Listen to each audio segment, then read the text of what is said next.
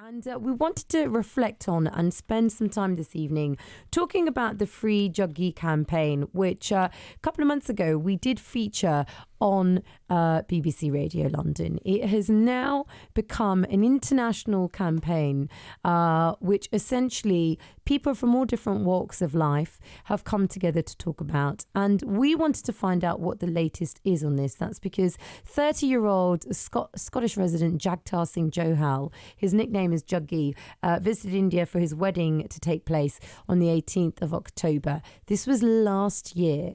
However, at that period of time, he was held by the Punjab police, and what we currently know is that he has still been held by the Punjab police, but no charges have been put forward against him, and he is a British citizen. And off the back of this, there's been a real campaign internationally, including individuals like Jazzy B, Diljit Dosanjh, supporting to find out more about the hashtag Free Jaggi Now campaign. And we're joined in the studio now by Gurcharan Singh, who is a human rights activist from the renowned group Dal Khalsa UK. That's spelled DAL and then Khalsa, KHALSA UK, to find out more. Gurcharan, it's a pleasure to have you on the show. Thank you for joining us. Thank you. We should probably start off firstly by saying Happy Father's Day, because I know it's your Father's Day as well, isn't it? Yeah, been busy all day today. You've been busy. Yeah. So the children have kept you busy celebrating. Yeah. Just left them and ran to the show. Well, I appreciate you coming in. I mean, this campaign is, I guess, to a certain degree, quite disturbing for anyone who's a British citizen. Yeah. That goes abroad and can be held without charge for such a period of time. We thought this might be resolved a lot sooner, but the campaign went on for about 2 months, 3 months before people got on board and thought this is not right. We spoke about it on our show. Yeah. How much has changed since last year? I think one of the issues which this campaign highlights is the attitude of the Indian regime. When we are talking about this Jaggi's case, he's been in prison now for 226 days. Now, he's been to 45 pre-trial hearings. Right. So he keeps on going. Every time he goes there, they bring another falsified case on him. There seems to be no proper charges. They are not even following their own legal system. It seems that with the current government especially, and its mentality and the way it's handling the entire issue, it seems that country and the union as a whole, Indian Union, is moving towards one direction, and that's theocracy. And anybody who seems to be, because as far as Jaggi is concerned, he was involved in raising human rights concerns for all the people within the Indian Union. Right. So that's one thing we have to understand. He's been systematically targeted. Right. Yeah. And any form of questioning the system, wherever you see, yes, any journalist, any form, anything which questions the regime, this is how he's dealt with. And the new letter Jaggi has released, he's released a handwritten letter just this week, in which he clears what's been happening to him. Brilliant. Firstly, so what has he said in that letter? He's clarified the torture. Okay. So the Indian intelligence have come to torture him personally. They have threatened to burn him alive, shoot him dead, and to kill his entire family if he doesn't confess to the crimes which they're putting on him. And as far as the crimes are concerned, there is a whole list of murders which he's accused of. Right. And one of the murders, I wanted to just bring up one of the cases, and that Before you do, let me give you some background to anyone who's tuning into BBC Radio London. You can go to the BBC website for this, by the way, if you would like further details on specifically what we're discussing tonight.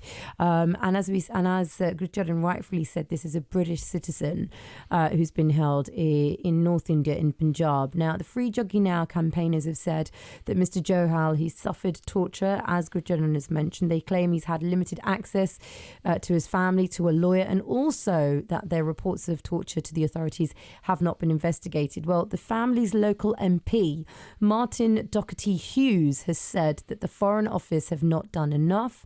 And I'm quoting here in a press conference. He has said, the call is very clear to the Foreign and Commonwealth Office and to the Foreign Secretary, Boris Johnson, to up their game and and to recognise Jaggi's family require their fuller support in tackling these accusations in India. There is no way to defend Jaggi, and if there are, to be no charges that the Indian authorities have to get on with it and let him go. So that's the clear aspect here, isn't it, Gurcharan? Because, of course, we've seen, if we were to talk about other human rights cases that have taken place in the news, then I would, of course, focus on the British citizen who's been held in Iran at the moment. Her name sadly slips my mind, but that's the case where we've seen Foreign Secretary Boris Johnson get involved. You last week, along with many others, have come together to protest. Why was a rally held last week? Well, the rallies which we are holding, our political direction, we want to clarify to the world that the human rights condition in India is deteriorating by the day. Right. All the minorities in India are not safe. That needs to be very clear, because when the cabinet ministers of a country are coming on central stage Indian politics and as clearly saying they're going to turn India into a Hindu state, this is a very, very dangerous proposal. What that means is a direct threat to the life of more than 500 million people living in that country. And it is not a fringe element saying that. This is the cabinet minister of Modi's government which are saying that. That's why when Modi came down, we gathered every single minority to protest against him, to show the world that these people, Modi himself and his regime, they are completely out of their mind. This idea of a Hindu state is a very, very dangerous idea.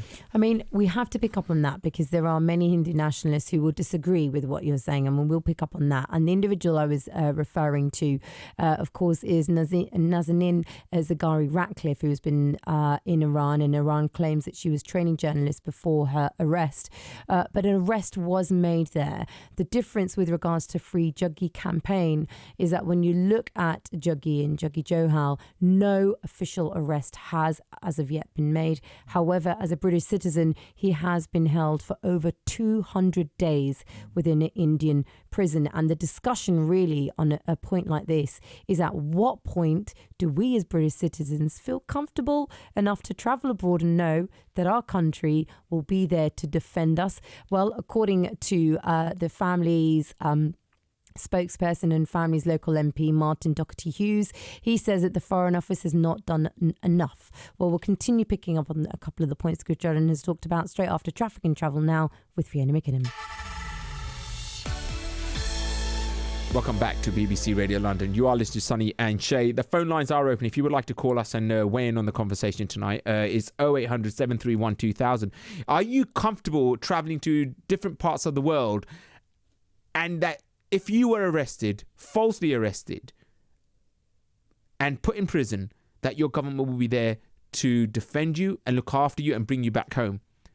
And then if you've been charged, then we can go through that procedure. But if you wasn't even charged and you were in that prison for 200 days, what would you expect happens as a British citizen? I want to hear from you today. 81333, start the message with London. That's actually the discussion we're having today. We're joined by Gurcharan Singh, who is a human rights activist for renowned group Dal Khalsa UK. Now, he's been talking to us, as we mentioned earlier on, and you can get full details of this on the BBC website, with regards to detained Sikh activist. His nickname is Jaggi. However, his full name is Gurcharan Singh Johal. Now, the family of the Scottish activist Gurcharan Singh Johal have begged for answers after over 200 days he was arrested in India. However, up until now, there has been no charge of any crime been put against him. His family has said he is innocent, and the Punjab authorities are violating Mr. Johal's human rights.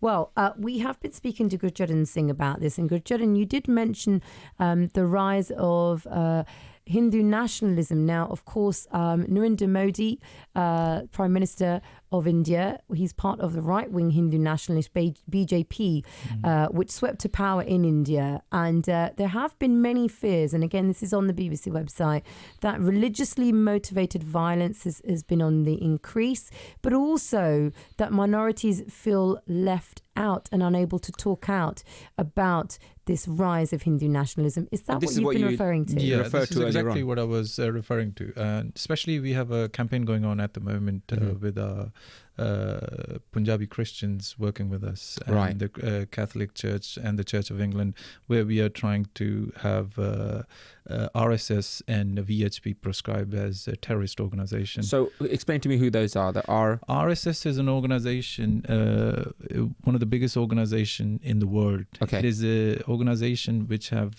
been involved in multiple terrorist activities. So has VHP. okay. The White House has currently put VHP and Bajrang Dal. These are both on a terrorist list. Okay. And we want the same thing to happen in Britain. So we have this campaign going on, which we will like to highlight on this platform.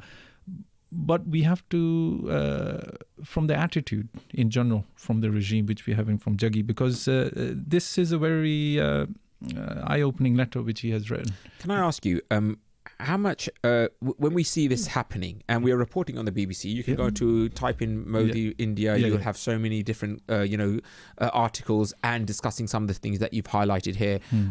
You yourself are, here speaking on the BBC. We've said your name. We know what organisation you're a part of. Do you feel safe going to India? Do you feel someone who can get into a plane and go to India, to your homeland, where your ancestors and your family are from, and not being treated the same way? I've been refused visa, firstly. Okay. So that's so say they granted you a visa. Do you think that this could happen to you as well? I think people like me would be made to disappear. Because right. So that's the kind of threat we're living with. Because one of the human rights activists, Gauri, Lankeshwar Gauri, she was a left-wing activist. She's been highlighting the issue of VHP and RSS. And what happened to her, she was murdered outside her house. And what happened afterwards, it shows you the intent and the psychology of the regime currently. Now, have they proven who's done it, or is it? So what happened is we are talking about elected ministers going on national media in India and saying, "Oh, she should have been alive had she not criticized the RSS." Right. So they're coming out and outrightly saying that she would have been here if she didn't hold opposition against us. So what this shows you a mentality of these people, and this is, if you want to understand Jaggi's predicament, what we have to realize. What they're trying to do is intimidate the entire Sikh community, because the Sikhs are the only source of political opposition to this fanaticism. And they are of the mindset that if they can intimidate us and quieten us down, there would be nothing left. Can I come back to you on this though? Because of course, it was 2015 when Prime Minister Narendra Modi, he was welcomed with open arms by Prime Minister David Cameron. In fact, I myself attended, and alongside the hundreds of people, thousands that came out to Wembley Stadium for the concert to celebrate Narendra Modi coming to the UK. Firstly, as far as this concert is concerned, we have to be clarified that those people who attended, majority of them were shipped in, hired and shipped in throughout the network which we're talking about, VHP, Vishwa Hindu Parishad, and their network. So this idea he's a populist leader, that myth was broken down many times in Indian media. But he got the votes. This is what we are talking about. We have an electronic voting machine system in India which have proven to be fraudulent. Okay. Especially in Punjab election. Punjab election was one of the most surprising election there was. We are talking about. But if we were to bring it back, rather than going through the election process, what I was trying to get at is, even in this country, we have, and I appreciate you will have different groups of people, but you do have people who are Hindu or not, but do support Prime Minister Narendra Modi. What I was trying to say is this idea that 60,000 people came to welcome him was staged. Okay. So what we have to... That's your perspective. No, you know what it is? People were rented. People were hired. The rent a crowd was shipped in to make him look... Look, the proof of that came this year when he came down. His visit was meant to be for 1 week. When we started organizing protests, we organized every single minority. He stayed here for 1 day. He did not even attend his own event in Windsor. He ran away. If you were to look and take that back and focus it on something like what is happening with Jaggi in Punjab, rightfully or wrongfully, at this point in time, we can't say this is, specifically led by BJP or Narendra Modi. That is not really for something that we can reflect on, and they can't actually say that either, because they should have a right to reply, and the Indian government does not have that. What we can talk to you about is a British citizen who has not been charged for over 200 days. And how and what do we do moving forward to get some justice for Jaggi? And if he's being charged, then we can understand. We have a procedure. We haven't even got to that stage yet. So what do we do, and where is his plight at? I think the government is being very clever, the Indian government, because they're playing around with the preliminary hearings. They keep on bringing him and not charging him. So they can do that. How many times can they do that? They've done it 45 times, and they can do it indefinitely. So we have to be... because they have done it to many other Sikh activists, which are still going on for 20 plus years, because they were in Punjab. Their plight, if we compare that to Jaggi, they are going through the same process again and again and not being formally charged for 20 plus years. So what is it that a human rights aspect from this country, what can our ministers, what our MPs can do to stop this cycle? All right, if it happens to someone in India, fair enough. That's their justice system. They're part of that. He's a British citizen who's been on holiday, got picked up on the street, didn't know where he's going to be taken by not police officers. They were undercover, I think it was. That's right. Yeah. So when they've taken him away, nobody knew where he was, who's taken him. Once they've revealed where he is and what he's done, he has not been charged. What can our MPs do to say, right, charge him or not? Can they have that authority? Do they have that authority to do so? I think politically speaking, I don't think they have the authority. Okay. So we need to be clear about that. Right. I think the consensus as Sikhs where we are reaching in Punjab is there's no point engaging within the legal system. So there's no hope? There is no hope. Because what we've seen with our genocide in 84, the legal system has let us down for 30 plus years. And if we are seeking the same old failed system to provide us justice for Jaggi, I think we're looking the wrong way.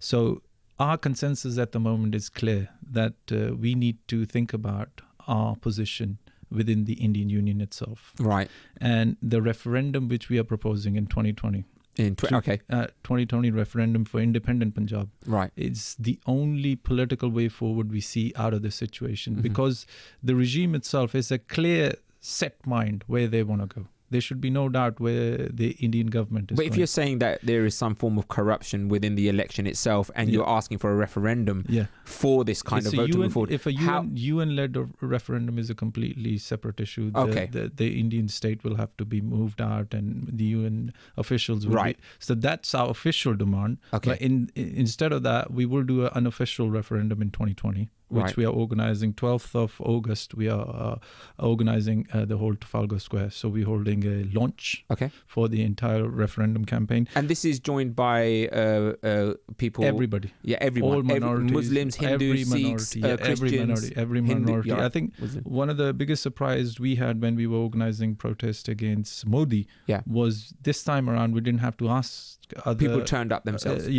They wanted to join the protest before we could put it out. So as we are seeing from especially the Christian groups in Punjab, one of the cases I wanted to talk about, Jaggi especially, Jaggi is being charged or not charged, but they are claiming that he killed somebody called Sultan Masih. He's a pastor at a church in Punjab.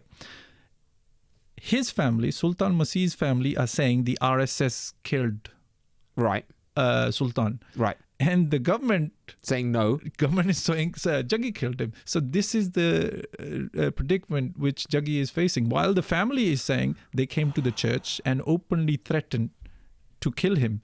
There's witnesses there. Yeah. Jaggi wasn't there. His own family is saying, and they have arrested Jaggi for his murder. I think this is one which is going to continue over the coming months. And we'll keep on top of it. Thank you so much. Gurcharan, can we ask you, what's the website if people want further details for Dal Khalsa UK? Dal Khalsa UK has Dal Khalsa UK.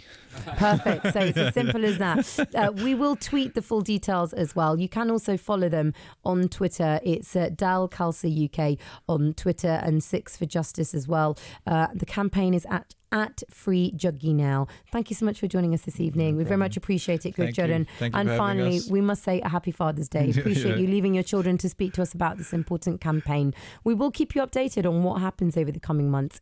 If Jaggi is actually arrested, if for some reason we get an official statement from the government, then we will definitely keep you updated on the show. Right now, though, traffic and travel with Fiona McKinnon, followed by the 7 o'clock news headlines with Nigel Goodman.